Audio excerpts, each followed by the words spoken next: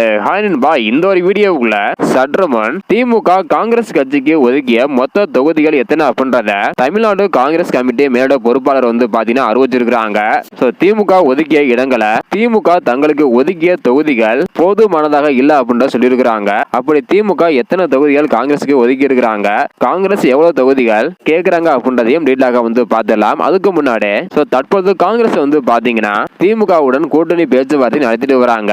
இருந்தாலும் இந்த ஒரு பேச்சுவார்த்தை இதுவரையுமே காங்கிரஸ் கட்சிக்கு சாதகமாக அமையல.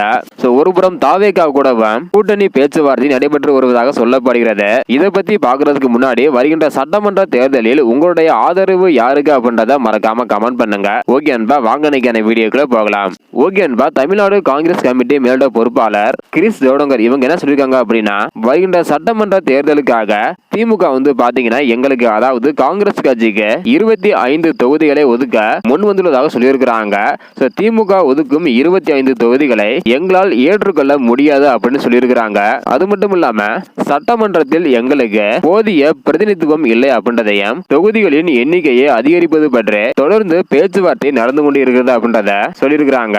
திமுக காங்கிரஸ் கட்சிக்கு 25 தொகுதிகளை ஒதுக்க முன் வந்திருக்கிறாங்க.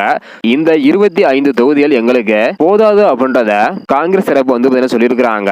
அதிகமான தொகுதிகள் வேணும் அப்படின்னு காங்கிரஸ் தரப்பு கேட்டு தற்பொழுது அதற்கான பேச்சுவார்த்தைகள் நடந்து கொண்டிருப்பதாக சொல்லியிருக்கிறாங்க.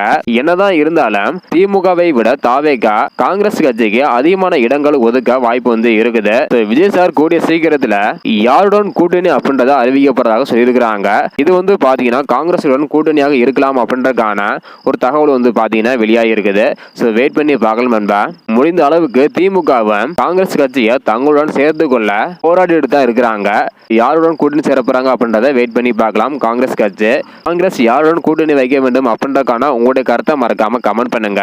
இந்த வீடியோ பாத்தீங்கன்னா மறக்காம எல்லாருக்குமே ஷேர் பண்ணுங்க. ஓகே அன்பா, தேங்க்யூ.